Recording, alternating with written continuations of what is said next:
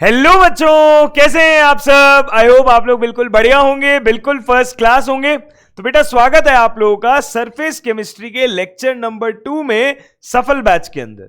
अगर आप लोगों ने मेरा पिछला वाला लेक्चर ठीक से फॉलो किया हो तो मैंने आपको एक बेसिक आइडिया दे दिया था कि एडजॉर्प्शन होता क्या है ना। मैंने आपको समझाया था कि एडजॉर्प्शन होता कैसे है और एडजॉर्प्शन के पीछे का लॉजिक क्या है, थर्मोडायनेमिक्स क्या है, मैकेनिज्म क्या है।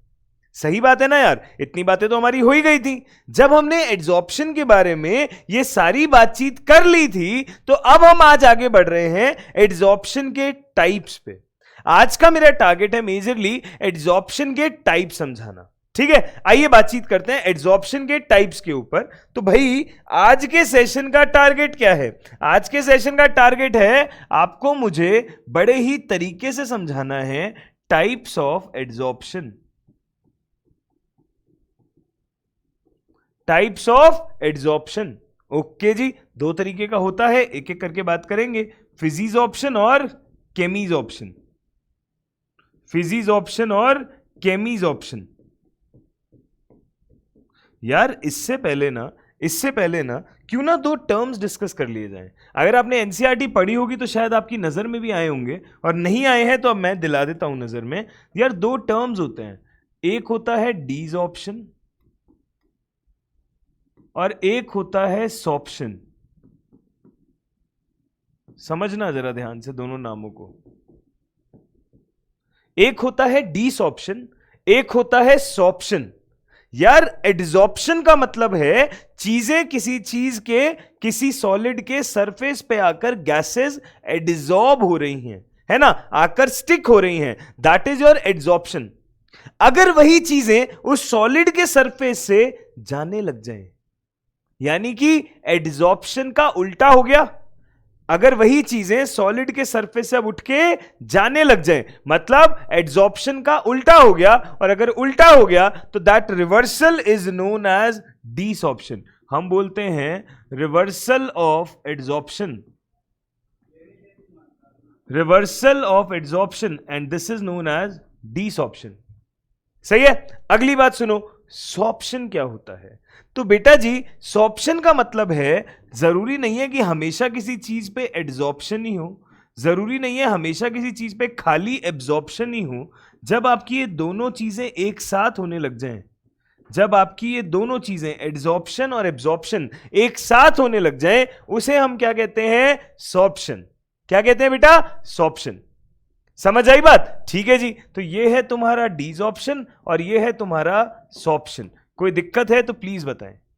सही है, ये टर्म्स आपको पता होने चाहिए। ठीक है, टर्म्स पता होते हैं ना तो कभी कभी क्वेश्चन में, एग्जाम में डायरेक्ट यही आ जाता है डीसॉर्प्शन क्या है, और 4 ऑप्शन दे देगा। तो रिवर्स ऑफ एडसॉर्प्शन और स्पेशली सॉर्प्शन क्या है? तो हां ऐसा सच है कि कुछ जगहों पे एडसॉर्प्शन भी होता है, एब्जॉर्प्शन भी हो जाता है, तो उस स्थिति को सॉर्प्शन कह देते हैं। क्या कह देते हैं भाई? सॉर्प्शन। ठीक है, ये टर्म समझ में आ गए अच्छे से? बहुत बढ़िया। अगर ये समझ में आता है बेटा तो अब सुनिएगा मेरी बात को ध्यान से। हम बोलते हैं कि हम जनरली हमारे सिलेबस में जो है हम पढ़ रहे हैं एडसॉर्प्शन ऑफ, हम पढ़ रहे हैं adsorption of gases on solids. हम पढ़ रहे हैं adsorption of gases on solids.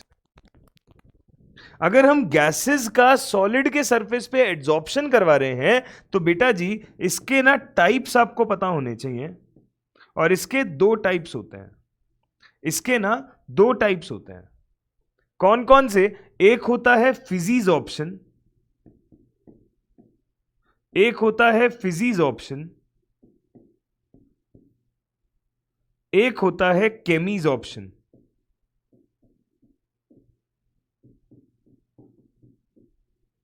एक होता है फिजिजॉर्प्शन, एक होता है केमिजॉर्प्शन। ठीक है जी, ध्यान से समझो। डीसॉर्प्शन क्या होता है समझ आया, सॉर्प्शन क्या होता है समझ में आया। अब हम बोलेंगे एड्सॉर्प्शन जो है आपका गैसेस का सॉलिड्स के ऊपर हो रहा है, वो 2 तरीके का है, फिजिजॉर्प्शन और केमिजॉर्प्शन। इसको अगर मैं ढंग से बोलूं, अगर मैं इसको ढंग से बोलूं तो मैं आपको बताता हूं। फिजिजॉर्प्शन को कहा जाता है, एक्चुअली ये कहां से आया है नाम? फिजिकल एड्सॉर्प्शन से। ये नाम कहां से आया है? फिजिकल एड्सॉर्प्शन से। और केमीज ऑप्शन कहां से आया है? केमिकल एड्सॉर्प्शन से।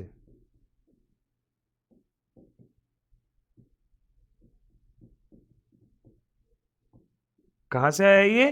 केमिकल एड्सॉर्प्शन से। ठीक है, तो this is physisorption, this is chemisorption. यार फिजीज ऑप्शन वर्ड ना बेसिकली आप ये समझो कि जब आपकी चीज कोई गैस के मॉलिक्यूल आके सॉलिड के सरफेस पे बैठ तो रहे हैं, एड्सॉर्ब तो हो रहे हैं, पर वो वाया फिजिकल फोर्सेस हो रहे हैं। और फिजिकल से एक्चुअली मेरा कहने का मतलब है, फिजिकल से मेरा एक्चुअली कहने का मतलब है वैंडरवॉल फोर्सेस हो रहे हैं वहां पे, weak van der Waals forces,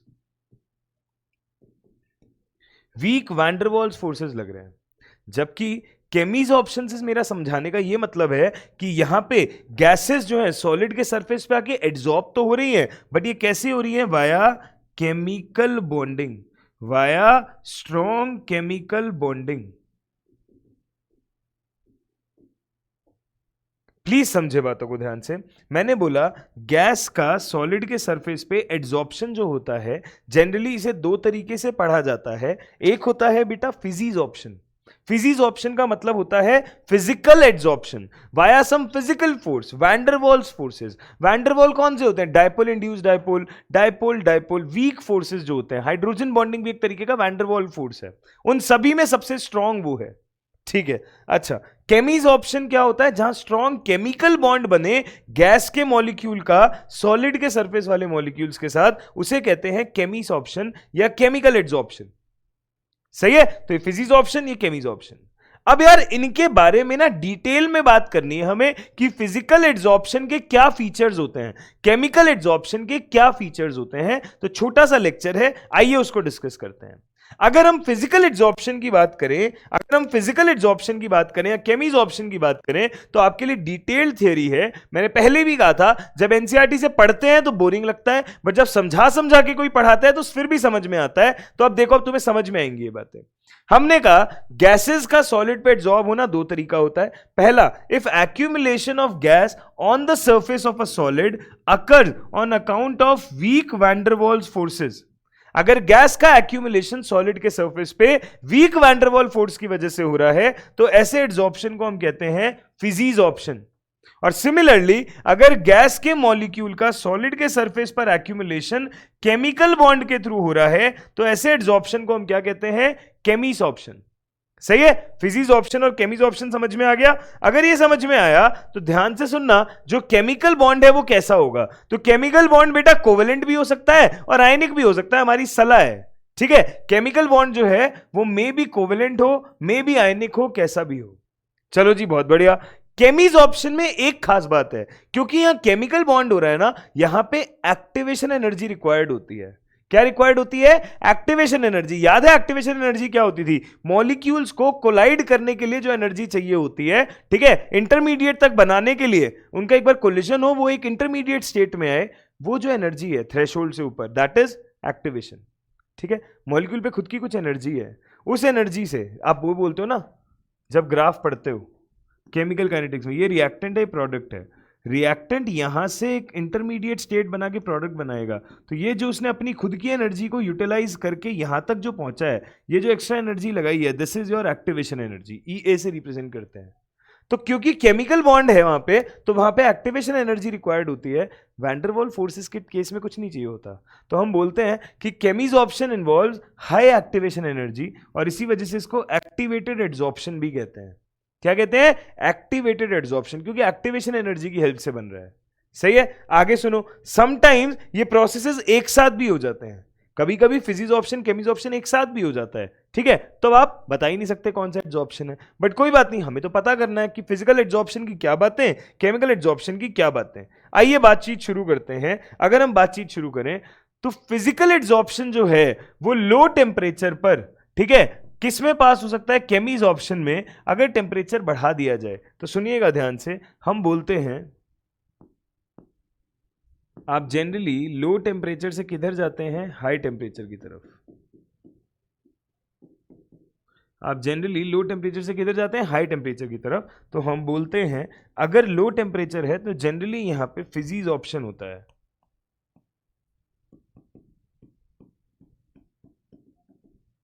low temperature पे जनरली यहाँ पे फिजीज ऑप्शन होता है। जैसे जैसे टेम्परेचर बढ़ाया जाता है हम पहुंच जाते हैं केमीज ऑप्शन पे।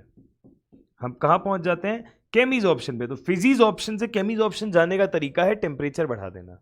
सही है? अच्छा, जैसे कि एग्जाम्पल सुन लो, हमने बोला हाइड्रोजन गैस, डाइहाइड्रोजन मतलब H2, it is first adsorbed on निकल बाय वैंडरवॉल फोर्सेस।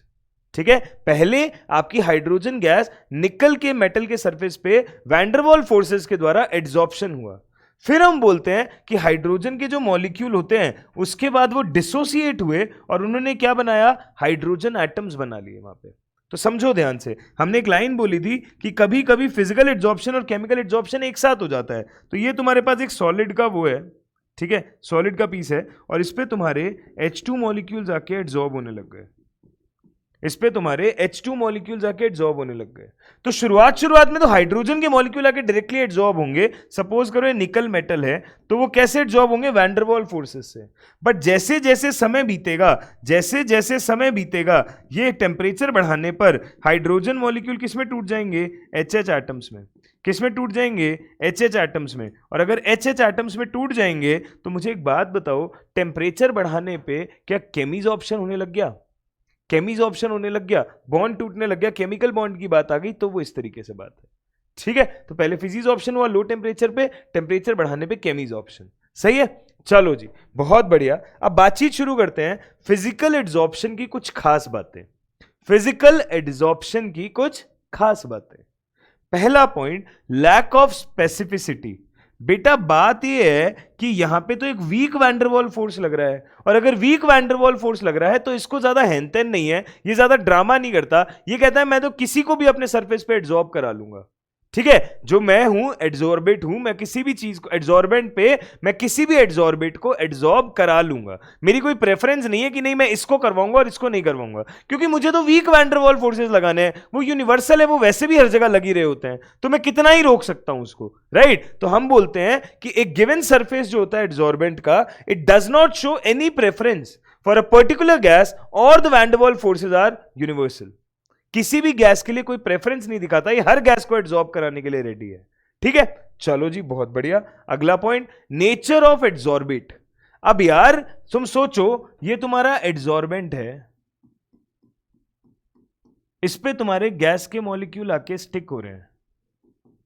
ठीक है, ये तुम्हारे कौन है? एड्सॉर्बेट। अब हम ये कह रहे हैं कि तुम्हारी कितनी गैस आके एड्सॉर्ब हो रही है इस सॉलिड पर, ये किस पे डिपेंड करता है? गैस के नेचर पे। और गैस क्या है? एड्सॉर्बेट। तो एड्सॉर्बेट के नेचर पे कैसे? हम ये बोलते हैं कि जो गैसेस इजीली लिक्विफाई हो जाती हैं,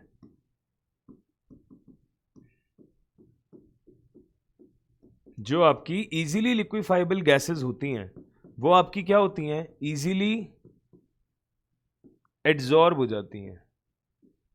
क्या हो जाती है? Easily adsorb. तो हम बोलते हैं जो ज्यादा लिक्विफाइबल गैस होगी वो जल्दी आके लिक्विफाई होकर स्टिक होगी, जो नहीं होगी वो मुश्किल से होगी। तो कुल मिला के एड्सॉर्बेट के नेचर पर भी बातें डिपेंड करती हैं। तो वही यहां लिखा हुआ है कि easily liquefiable gases are readily adsorb as van der Waals forces are stronger near the critical temperature. Liquefy कब होती है चीज? क्रिटिकल टेम्परेचर के आसपास होती है, और उस समय पे वैंडरवॉल फोर्सेस जो होते हैं वो बड़े मजबूत होते हैं। तो वैंडरवॉल फोर्सेस मजबूत होंगे तो फिजीज ऑप्शन अच्छा हो जाएगा, तो अच्छे से वो जाके एड्सॉर्ब हो पाएंगी। समझ रहे हो बात? इसीलिए ऐसा कहा जाता है कि 1 gram activated charcoal, this is your adsorbent. Activated charcoal is your adsorbent. वो अपने सरफेस के ऊपर सल्फर डाइऑक्साइड को ज्यादा एड्सॉर्ब करवाता है एज कंपेयर टू मीथेन। कारण, क्योंकि सल्फर डाइऑक्साइड की लिक्विफाई होने की टेंडेंसी ज्यादा है, क्योंकि उसका क्रिटिकल टेम्परेचर ज्यादा है। समझे क्या बात? सल्फर डाइऑक्साइड की लिक्विफाई होने की टेंडेंसी ज्यादा है क्योंकि उसका क्रिटिकल टेम्परेचर ज्यादा है। ध्यान से पढ़ लो, कोई डाउट है तो बताओ, कोई डाउट है तो बताओ यहां तक।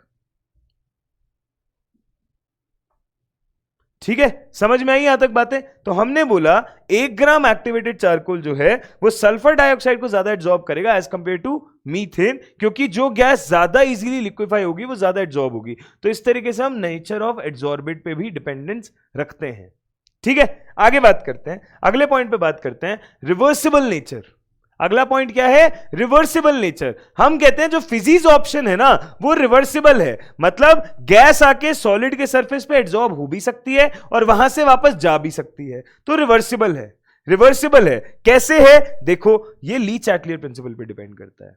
किस पे डिपेंड करता है? ली चैटलियर। कैसे? समझो ना बात। हम बोलते हैं कि जो एड्सॉर्प्शन है, ये तो हमने पिछली बार ही फैसला कर लिया था, पिछले लेक्चर में ये बात समझ ली थी बेटा कि एड्सॉर्प्शन जो है ये एक एक्सोथर्मिक प्रोसेस है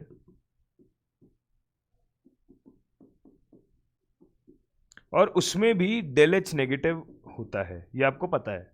अब अगर आप रिवर्सिबल की बात करोगे तो इक्विलिब्रियम की बात आ गई, और जहां इक्विलिब्रियम आता है वहां वहां एक प्रिंसिपल है जो बड़ा फेमस है, जो दौड़ा चला आता है, ली चैटलियर प्रिंसिपल।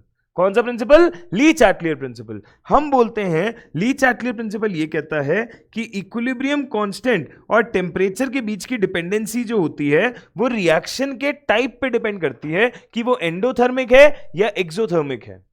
अगर वो एंडोथर्मिक रिएक्शन है, अगर ये एंडोथर्मिक रिएक्शन है तो आप बोलते हो कि के इक्विलिब्रियम जो है वो टेम्परेचर के प्रोपोर्शनल है, और अगर वो एक्सोथर्मिक रिएक्शन है तो आप बोलते हो कि के इक्विलिब्रियम जो है वो टेम्परेचर के इनवर्सली प्रोपोर्शनल है।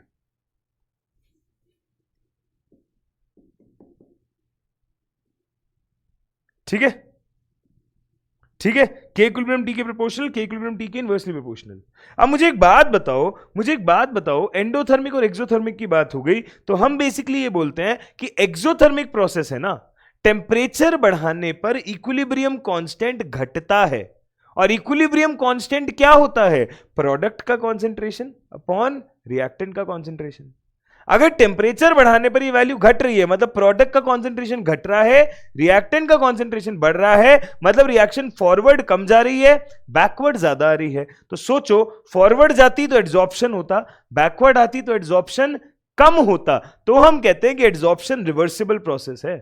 ठीक है, आओ इसको पढ़ते हैं point. Since the adsorption process is exothermic, ठीक है, the physical adsorption occurs readily at low temperature and decreases with increasing temperature. हाँ जी, क्योंकि जैसे जैसे टेम्परेचर बढ़ेगा वैसे वैसे के इक्विलिब्रियम बढ़ेगा, और वैसे वैसे रिएक्शन जो है तुम्हारी वो किधर जाना शुरू हो जाएगी? जैसे जैसे टेम्परेचर बढ़ेगा वैसे वैसे के इक्विलिब्रियम बढ़ेगा नहीं, घटेगा। गलत बोल दिया मैंने, फ्लो में जैसे जैसे टेम्परेचर बढ़ेगा वैसे वैसे के इक्विलिब्रियम घटेगा, के इक्विलिब्रियम घटेगा तो रिएक्शन किधर आनी शुरू हो जाएगी? बैकवर्ड। तो हम बेसिकली ये कहते हैं, इस बात की थ्योरी का कंक्लूजन इतना सा है कि एड्सॉर्प्शन, और वो भी फिजिक्स ऑप्शन, क्योंकि हम फिजिक्स ऑप्शन की बातें कर रहे हैं ना, फिजिक्स ऑप्शन अकर्स रेडिली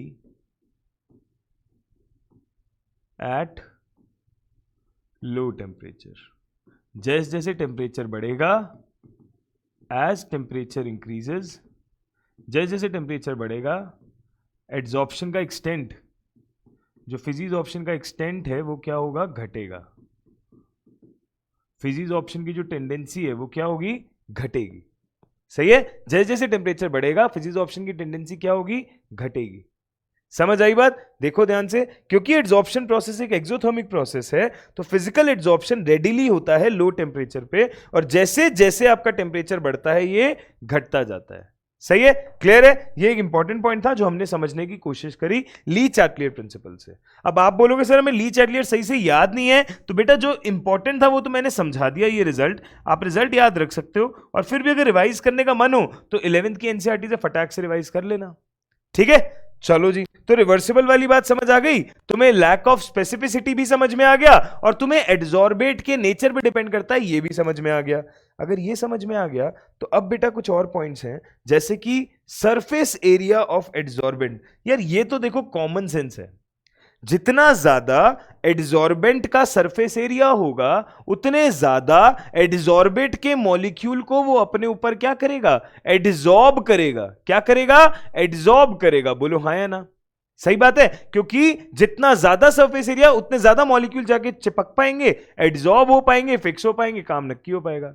तो हम बोलते हैं the extent of adsorption increases with the increase of surface area of adsorbent.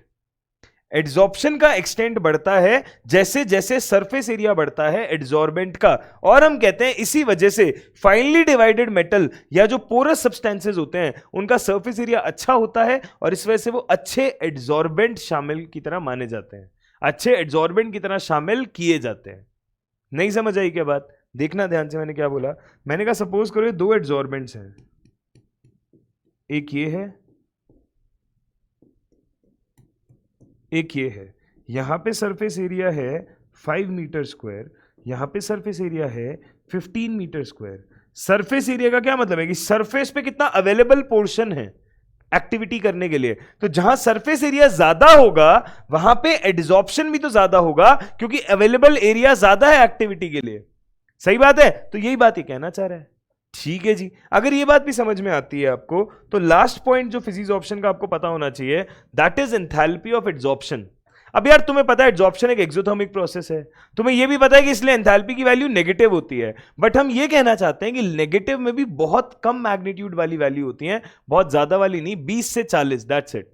बहुत हाई नहीं कि 100 पहुंच रही है, 150 पहुंच रही है, 300 पहुंच रही है, नहीं, वेरी लो। तो हम बोलते हैं no doubt it's an exothermic process, but it's enthalpy of adsorption is quite low. Enthalpy की वैल्यू काफी कम होती है, क्योंकि यहां पे जो अट्रैक्शन है गैस मॉलिक्यूल और सरफेस के बीच में वो वैंडरवॉल फोर्स है, और वैंडरवॉल फोर्स जो है वो वीक होता है, बहुत स्ट्रॉन्ग फोर्स नहीं होता है। ठीक है, तो इस तरीके से मैंने आपको फिजिक्स ऑप्शन के सारे इंपॉर्टेंट पॉइंट्स बताए। जैसे आपने पहला पॉइंट पढ़ा कि यहां पे कुछ ज्यादा स्पेसिफिसिटी नहीं है, कोई भी गैस आ जाओ वो उस पर आके सेटल हो सकती है। ठीक है, दूसरा पॉइंट आपने पढ़ा कि जितनी ज्यादा लिक्विफाइबल गैस होगी उतना बढ़िया तुम्हारे पास एड्सॉर्प्शन होगा, उतने अच्छे से, क्योंकि वो सरफेस पे एड्सॉर्ब होगी। तीसरा पॉइंट हमने पढ़ा कि भैया रिवर्सिबल प्रोसेस होता है ये, जैसे जैसे टेम्परेचर बढ़ेगा, जैसे जैसे टेम्परेचर बढ़ेगा एक्सटेंट ऑफ एड्सॉर्प्शन घटेगा, है ना। और हमने फिर पढ़ा अगला पॉइंट, हमने अगला पॉइंट क्या पढ़ा, हमने ये पढ़ा यहां पे कि भैया जैसे जैसे तुम एड्सॉर्प्शन की बातें करते जाओगे आप बोलोगे ये जो प्रोसेस है इसमें डेल एच का value is quite low, del H का value is quite low, enthalpy of adsorption की वैल्यू कम होती है। ठीक है, ये कुछ पॉइंट समझ में आएगा आपको। चलो जी, अगर ये पॉइंट समझ में आते हैं तो ये सारे पॉइंट्स हमारे किसके हैं, फिजिक्स ऑप्शन के।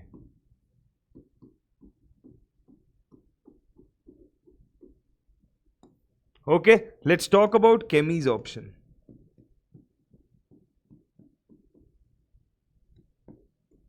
अगर केमीज ऑप्शन के बारे में बात करना शुरू करना है तो वो काफी जगहों पे उल्टा ही बिहेव करता है। भाई सीधी सी बात है, वहां तो वीक फोर्सेस लग रहे थे, यहां तो स्ट्रांग है।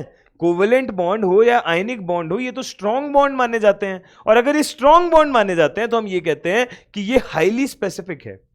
केमीज ऑप्शन जो है वो हाईली स्पेसिफिक, ऐसे किसी को भी आके अपने सरफेस पे बैठने नहीं देता। ठीक है, it will only occur if there is some possibility of chemical bonding between adsorbent and adsorbate. Adsorbent और एड्सॉर्बेट के मॉलिक्यूल के बीच में अगर किसी प्रकार की केमिकल बॉन्ड बनाने के चांसेस हैं तभी केमीज ऑप्शन होता है, नहीं तो नहीं होता। ठीक है, अच्छा फॉर एग्जाम्पल ऑक्सीजन जो है वो मेटल्स के सरफेस पे आके एड्सॉर्ब होगी तो ऑक्साइड ही बनाएगी, हाइड्रोजन जो है वो एड्सॉर्ब होगा तो हाइड्राइड ही बनाएगा। ठीक है, ये बनते हैं इसलिए आके एड्सॉर्ब होते हैं, एरे गहरे किसी पे भी जाके एड्सॉर्ब नहीं होते। ठीक है, तो यहां पे पॉसिबिलिटी होगी तो ही होगा, अदरवाइज नहीं हो पाएगा एड्सॉर्प्शन, तो हाईली स्पेसिफिक। दूसरा पॉइंट, इररिवर्सिबल। क्यों? रिवर्सिबल में क्या था, टेम्परेचर बढ़ाने पे आप कह रहे थे कि प्रोसेस जो है वो एड्सॉर्प्शन आपका पहले घटता जाता है। ठीक है, टेम्परेचर बढ़ने पे घटता जाता है और इस वजह से आपकी रिएक्शन बैकवर्ड भी आने लग जाती है, बट यहां पे ऐसा नहीं है। बैकवर्ड क्यों नहीं आ पा रही है यार? देखो फिजिक्स ऑप्शन में क्या था, वीक फोर्सेस से बंधे हुए थे एड्सॉर्बेंट और एड्सॉर्बेट। मेरे टर्म समझ रहे हो ना? अगर वो वीक फोर्स थे तो थोड़ा भी टेम्परेचर दोगे, बॉन्ड वीक थे, टूट जाएंगे, वापस पीछे आ जाएगी रिएक्शन। पर जहां पे स्ट्रांगली बंधे हुए हैं वहां टेम्परेचर बढ़ाने पे इतनी जल्दी वो अपना बॉन्ड तोड़ेंगे नहीं, और अगर इतना जल्दी वो अपना बॉन्ड तोड़ेंगे नहीं तो वही बात हम कह रहे हैं कि केमीज ऑप्शन में कंपाउंड्स बन जाते हैं, केमिकल रिएक्शंस तक हो जाती हैं, तो इस वजह से ये इरिवर्सिबल है। एक बार कंपाउंड बन गया तो वापस तो अपनी पुरानी स्टेट में आएगा नहीं यार, सही है, तो इरिवर्सिबल नेचर का होता है। ठीक है, केमीज ऑप्शन एक एक्सोथर्मिक प्रोसेस भी है, but the process is very slow at low temperatures on account of high energy of activation. बहुत ही स्लो प्रोसेस होता है क्योंकि एनर्जी ऑफ एक्टिवेशन हाई होती है। हम जनरली ये कहते हैं, इसके लिए मैं ये लिखूंगा, जनरली अगर आप फिजीज ऑप्शन की बात करें,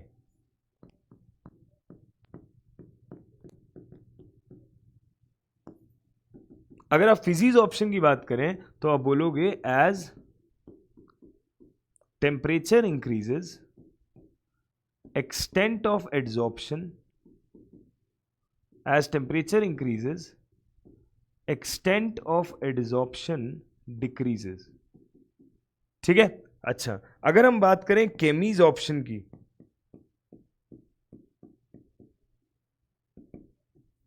अगर हम बात करें केमीज ऑप्शन की, तो केमीज ऑप्शन में हम ये बोलेंगे एज टेम्परेचर इंक्रीजेस, समझना ध्यान से, extent of adsorption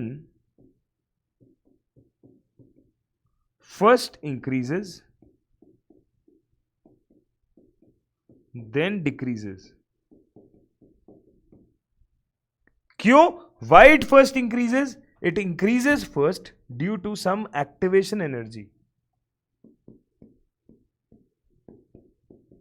क्योंकि केमीज ऑप्शन में एक्टिवेशन एनर्जी लगती है तो उस वजह से कोलिजन्स अच्छे होते हैं और आपका एड्सॉर्प्शन का टेंडेंसी जो है वो बढ़ता है, बट बहुत कम टाइम के लिए बढ़ता है, फिर वापस घट जाता है। इस वजह से यहां पे लिखा है कि केमीज ऑप्शन जो है ये एक एक्सोथर्मिक प्रोसेस है, बट शुरुआत में प्रोसेस थोड़ा स्लो होता है क्योंकि हाई एनर्जी ऑफ एक्टिवेशन होती है, धीरे धीरे अपने वापस नॉर्मल तरीकों पर आ ही जाता है। तो अगर आपसे कोई कहे इन जनरल एड्सॉर्प्शन टेम्परेचर के साथ में क्या होता है, तो टेम्परेचर बढ़ाने से एक्सटेंट ऑफ एड्सॉर्प्शन घटता है, पर अगर आप प्रिसाइसली केमीज ऑप्शन की बात करोगे तो थोड़ा सा बढ़ता है, फिर वापस घटने लग जाता है। ठीक है, वो उतना ज्यादा भी नहीं बढ़ जाता कि हम उस पर कमेंट करें, बट मैंने तुम्हें एग्जैक्ट बात बता दी है। ठीक है, चलो जी, अगर ये बात भी समझ में आ गई तुम्हें तो हम ये बोलते हैं कि अगर आप आगे बात करोगे सरफेस एरिया की, तो ऑब्वियस सी बात है, ये तो सही बात ही है, जितना ज्यादा सरफेस एरिया होगा एड्सॉर्बेंट का उतना बढ़िया तुम्हारा एक्सटेंट ऑफ एड्सॉर्प्शन होगा। अब वो चाहे फिजिकल एड्सॉर्प्शन हो चाहे वो केमिकल एड्सॉर्प्शन हो, सही है, सरफेस एरिया तो सभी को बढ़िया लगेगा, तो वो बात बढ़िया हो जाएगी। एंथैल्पी ऑफ एड्सॉर्प्शन की बात करें तो केमीज ऑप्शन की एंथैल्पी हाई होती है, केमीज ऑप्शन की एंथैल्पी हाई होती है एज कंपेयर टू फिजीज ऑप्शन, या 240 तक जा सकती है वैल्यू, क्योंकि यहां पे स्ट्रॉन्ग बॉन्ड बनते हैं, जबकि वहां वीक बॉन्ड बनते थे, वहां वैल्यू बहुत ही कम रहती थी। समझ रहे हो आप बात? ठीक है जी, वहां वैल्यू बहुत कम, यहां वैल्यू हाई हो सकती है। अगर यहां वैल्यू हाई हो सकती है तो बेटा जी ये आपके कुछ पॉइंट्स थे, तो यही सारे पॉइंट्स अगर मैं यहां पे बताना शुरू करूं तो हम बोलेंगे दिस इज हाईली स्पेसिफिक, एरे गैरे किसी को भी नहीं आने देगी। ठीक है जी, नेचर ऑफ एड्सॉर्बेंट पे कोई बात नहीं, this is irreversible, surface area पे तो दोनों ही डिपेंड करते हैं, तो वो मैंने लिखा नहीं है जान करके। ठीक है, और यहां पे डेल्टा एच की वैल्यू इज क्वाइट हाई,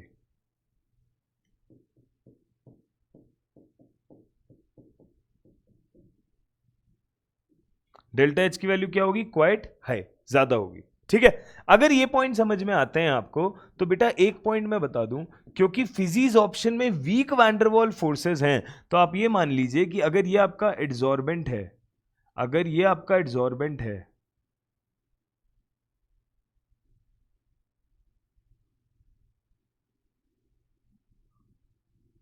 अगर ये तुम्हारा एड्सॉर्बेंट है और इस पे आके एड्सॉर्बेट बैठ रहा है, तो एड्सॉर्बेट ऐसे आके अलग अलग लेयर्स बना सकता है, एड्सॉर्बेट आके ऐसे अलग अलग लेयर्स बना सकता है। क्यों बना सकता है? क्योंकि भैया वीक फोर्सेस हैं, वीक फोर्सेस तो दूर तक जाते रहते, कोई भी हल्का हल्का अट्रैक्शन फील कर सकता है, तो हम बोलते हैं यहां पे मल्टी लेयर बन सकती है,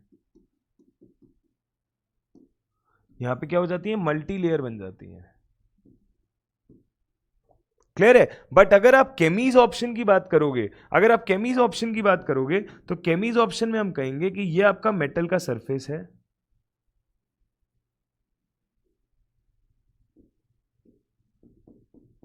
ये आपका मेटल का सरफेस है, इसके ऊपर अगर एक लेयर बन गई, इस पे अगर एक लेयर बन गई तो उस पे अगली लेयर आना बहुत मुश्किल है। अगर एक लेयर बन गई तो अगली लेयर नहीं बनेगी, क्योंकि यार ये पहली लेयर एक स्ट्रॉन्ग बॉन्ड से जुड़ी हुई है, एड्सॉर्बेट की पहली लेयर एड्सॉर्बेंट के साथ स्ट्रॉन्ग बॉन्ड से जुड़ी है, तो अब कोई और नहीं ऊपर अगर एड्सॉर्बेट की लेयर आएगी तो वो एड्सॉर्बेंट से जुड़ नहीं सकती। क्लियर है? नहीं जुड़ सकती, तो हम बोलते हैं ये आपका यूनिलेयर कॉन्सेप्ट होता है। तो समझना ध्यान से बात, हम ये कहते हैं कि केमिसॉर्प्शन जो है इट्स अ यूनिलेयर कॉन्सेप्ट, बट फिजिसॉर्प्शन जो है इट्स अ मल्टीलेयर कॉन्सेप्ट। समझे बात, वो मल्टीलेयर है, ये यूनिलेयर है। अगर ये मल्टीलेयर और यूनिलेयर वाली बात आपको समझ में आती है तो दैट्स इट। ये था हमारा आज का लेक्चर जहां हमने बात करी सारी चीजों की, और यही सब यहां लिखा हुआ है। एक बार जल्दी से इसको रिकॉल करते हैं, रैप अप करते हैं, अगली बार में बात करेंगे आइसोथर्म्स की। ठीक है, छोटे छोटे सेशंस, ठीक है, आपको छोटे छोटे पैकेट्स में इंफॉर्मेशन मिल रही है ताकि आप रिटेन कर पाए, आप समझ के चीजों को चल पाए। क्लियर है, हमें एक साथ ऐसे बोझ नहीं बढ़ा देना है कि फिर से ये फिर वही क्लास हो जाए जिसको बच्चा सुनना ही पसंद ना करे। ठीक है, तो सुनिए ध्यान से चीजों को, छोटे छोटे लेक्चर्स में इसीलिए बना रहा हूं। क्या बोल रहा हूं मैं, it arises because of van der Waals forces. Chemisorption is caused by chemical bond formation. ठीक है, it is not specific in nature, it is highly specific in nature. Okay, it is reversible, it is irreversible. It depends on the nature of gas, जो ज्यादा easily लिक्विफाइबल gas होगी वो ज्यादा easily absorb होगी, ये भी डिपेंड करता है। ठीक है, चलो, इसके लिए लो टेम्परेचर फेवरेबल होता है, उसके लिए हाई टेम्परेचर फेवरेबल होता है। हाई क्यों, क्योंकि वहां एक्टिवेशन एनर्जी वाला फंडा होता है लागू, यहां पे नहीं होता है। ठीक है, no appreciable activation energy is needed, but यहां एक्टिवेशन एनर्जी नीडेड होती है केमिसॉर्प्शन में, क्योंकि वहां कंपाउंड फॉर्मेशन होता है, बकायदा रिएक्शन होती है। तो कोलिजन से होती है कोई भी रिएक्शन रिएक्टेंट मॉलिक्यूल के, तो वहां एक्टिवेशन एनर्जी तो चाहिए ना बॉस। ठीक है, अच्छा, it depends on the surface area and it increases with increase of surface area. Surface area पे डिपेंड करती है बात, सरफेस एरिया बढ़ने के साथ बढ़ती है, जबकि ये आपके पास में सरफेस एरिया पे डिपेंड करती है और सरफेस एरिया के साथ ये भी इंक्रीज होती ही है। बनी बात है तो श्योर है। ठीक है, ये मल्टी मॉलिक्यूलर लेयर्स बनाती हैं एड्सॉर्बेंट के सरफेस पे, जबकि ये सिर्फ यूनिमॉलिक्यूलर लेयर बनाता है। ठीक है भाई, समझ आ गई बात, बहुत बढ़िया। तो ये जो भी बताया मैंने इसको ध्यान से पढ़ना, ध्यान से समझना, एनसीईआरटी से जरूर गो थ्रू कर लेना। वैसे तो मैंने एनसीईआरटी आपको पढ़ा दी है बातों बातों में, बट एक बार खुद पढ़ोगे ना तो ज्यादा समझ में आएगा। ठीक है, इससे रेलेवेंट क्वेश्चन जरूर देख लेना। मिलेंगे अगली क्लास में और बातचीत करेंगे एड्सॉर्प्शन के आखिरी फंडे की और थोड़े से एमसीक्यूज की। ठीक है, ताकि जो पढ़ा उसको अप्लाई करना तो सीख लें। तो क्वेश्चंस करेंगे और एक छोटा सा टॉपिक और बचा है आइसोथर्म्स, वो पढ़ेंगे। तब तक के लिए टेक केयर ऑफ योरसेल्फ, मिलते हैं अगले सेशन में। Thank you so much, have a good day, bye bye.